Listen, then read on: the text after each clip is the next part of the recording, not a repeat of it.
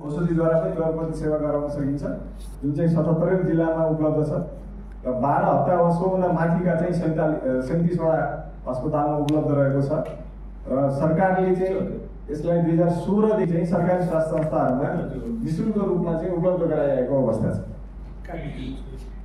र यसको आधिकारिक तथ्याङ्क पनि हाल्छौँ, जुन स्वास्थ्य व्यवस्थापन सूचना प्रणालीबाट आउने तथ्याङ्क पनि हामी हेर्छौँ र एउटा चाहिँ अध्ययन भएको थियो, त्यसमा परिवार महाशाखा पनि सामेल थियो, आइपास नेपाल र त्यसमा चाहिँ अरू संस्था स्थापित हुँदैको अवस्थामा पनि अहिले पनि 52% चाहिँ गर्भपतनहरू असुरक्षित रूपमा भइरहेको छ। अहिले पनि महिलाहरूले चाहिँ यो सेवा सहज रूपमा सुलभ तरिकाले प्राप्त गर्न नसकेर उहाँहरूको आफ्नो ज्यान जोखिममा परिरहेको छ, दीर्घकालीन रूपमा स्वास्थ्यको समस्या भइरहेको अवस्था छ र 2021 मा यो अध्ययन भएको थियो। त्यसले के देखाउँछ भने एक वर्षमा सरदर 3,33,000 को हाराहारीमा चाहिँ गर्भपतन हुँदो रहेछ। अब हाम्रो आधिकारिक तथ्याङ्कले के बताउँछ त्यो म अहिले देखाउँछु। 3,33,000 सम्झिनु होला, त्यसमध्ये जम्मा 1,76,000 जति मात्रै स्वास्थ्य संस्थाहरूमा भइरहेको छ है। एउटा ठुलो सङ्ख्यामा 1,40,000 को हाराहारी चाहिँ बाहिर भइरहेको छ है। र अहिले पनि सुन्दैखेरि यहाँलाई चाहिँ कस्तो लाग्छ कुनै जस्तै एकदमै हानिकारक र असुरक्षित प्रविधिबाट भइरहेको छ, जस्तै लट्ठी र जराहरू घुसाउने, जडीबुटीहरू खुवाउने, पेटको चाहिँ अनावश्यक त्यसलाई मसाज गर्ने या अन्य तरिकाले एकदमै हानिकारक तरिकाले त्यसले तुरन्त मृत्यु नै सम्म हुन सक्ने अवस्थाहरूमा पनि महिलाहरूले चाहिँ यो सेवा सहज र सुलभ तरिकाले प्राप्त गर्न नसकेर चाहिँ उहाँहरूको मृत्यु पनि भइरहेको कुराहरू यहाँ अध्ययनले देखाउँछ। मैले अहिले भने 3,33,000 को चाहिँ तथ्याङ्क छ होइन। र अर्को नेपालको कुरा गरेका थियौँ, जो गर्भवती हुनुहुन्छ त्यसमध्ये त्यो गर्भधारण गर्दा 5 मध्ये 2 भनेपछि 40% जति चाहिँ गर्भपतन हुन्छ। त्यो चाहे महिलाले गर्भ राख्न चाहेर पनि कहिलेकाहीँ यहाँलाई थाहा होला चाहिँ स्वतः पनि गर्भ चाहिँ तुरिने हुनसक्छ, कहिलेकाहीँ चाहिँ मलाई चाहिएको छैन भने अवांछित तरिकाले भन्न चाहिएको छैन, यो मेरो लागि अनिश्चित, मैले अहिले म यसको लागि तयार छैन भन्ने हिसाबले पनि हुनसक्छ होइन। र कस्तो भनिएको छ भने यहाँ हेर्नुहोस्, यहाँहरूले तथ्याङ्क प्रेरित भनेको चाहिँ महिलाले मलाई अब चाहिएको छैन भनेर उहाँले चाहिँ सुरक्षित नचाहँदै पनि बच्चा जन्मिएको अथवा उहाँ आमा बनेको अवस्थासम्म पुग्छ है। योजनाबद्ध तरिकाले त जब उहाँ चाहन्छ भनेपछि यो दुइटै हेर्नुहोस् त उति नै हुन आउँदो रहेछ है। र यो इच्छित गर्भावस्थाबाट पनि कहिलेकाहीँ गर्भपात हुन सक्छ। महिलाले होइन म आमा बन्छु भन्दै पनि विभिन्न कारणले उहाँको गर्भ तुरिन सक्ने हुन्छ। यसले त 53% जति गर्भधारणहरू अनिश्चित हुन्छन्, जुन चाहिँ अन्तर्राष्ट्रिय रूपमा देखिएकै तथ्याङ्कको सेरोफेरोमा हुन आउँछ। र हामीले 2002 देखि नै हामीले सेवा चाहिँ दिँदै आएका छौँ भनेर भनिरहँदा आजसम्म पनि हामीले सुलभ तरिकाले सबै स्वास्थ्य संस्थाबाट सेवाहरू दिन सकेका छैनौँ है। यज्ञ भनेको यो चाहिँ औषधिद्वारा गरिने भयो। यो यिनीहरू 3टा भनेको चाहिँ विभिन्न प्रकारको प्रविधिहरू प्रयोग गरेर औजार उपकरण प्रयोग गरेर गरिने भए र यसमा हेर्दाखेरि अहिले पनि हाम्रो स्वास्थ्य संस्थाहरूमध्ये 1/3 भन्दा कम संस्थाबाट मात्रै हामीले चाहिँ सुरक्षित गर्भपतन सेवा चाहिँ दिन सकेको अवस्था हो।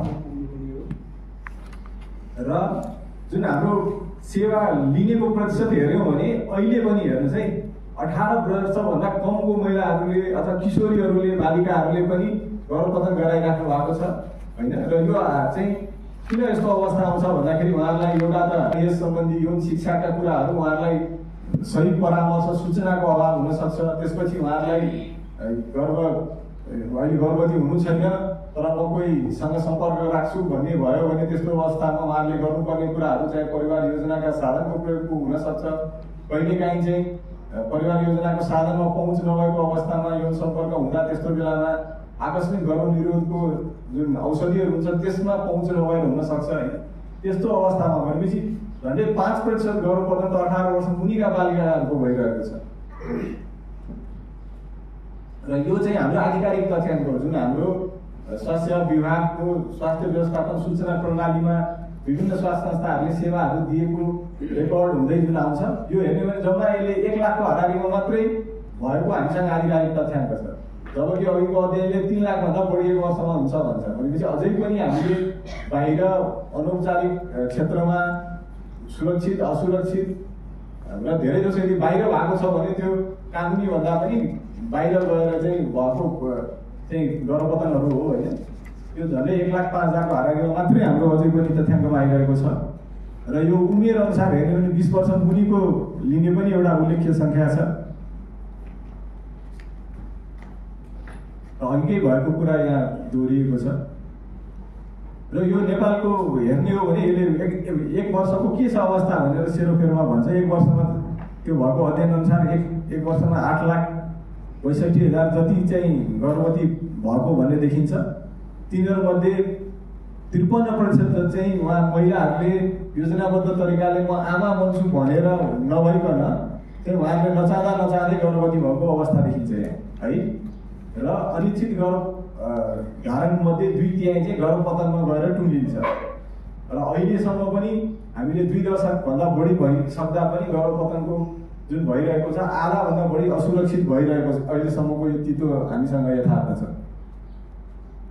र अघि नै मैले यो भनिसकेँ र यसै कुरालाई चाहिँ सबभन्दा बढी सान्दर्भिक हुन आउने भनेको जुन सुरक्षित मातृत्व र प्रजनन स्वास्थ्य अधिकार ऐन छ 2075 यसलाई चाहिँ बढी सम्बन्धी चाहिँ कुराहरू यहाँ बोलेको छ। यो ऐन र त्यसपछि यसको नियमावलीले बोलेको छ। मैले यसमा धेरै डिटेलमा नगइकन यसमा भएका विभिन्न परिच्छेदहरू छन् 8 वटा। त्यसमध्ये परिच्छेद 4 ले चाहिँ सुरक्षित गर्भपतन सम्बन्धी कुराहरूलाई चाहिँ अलिक बढी त्यहाँ चाहिँ व्याख्या गरेको छ है। र यसमा चाहिँ के भनेको छ भन्दाखेरि 12 हप्तासम्मको यदि कोही गर्भ छ, कोही महिला गर्भवती हुनुहुन्छ भने उहाँहरूलाई कसैको मन्जुरी आवश्यक पर्दैन। उहाँ वयस्क हुनुहुन्छ भने आफैले नभए अभिभावकको स्वीकृति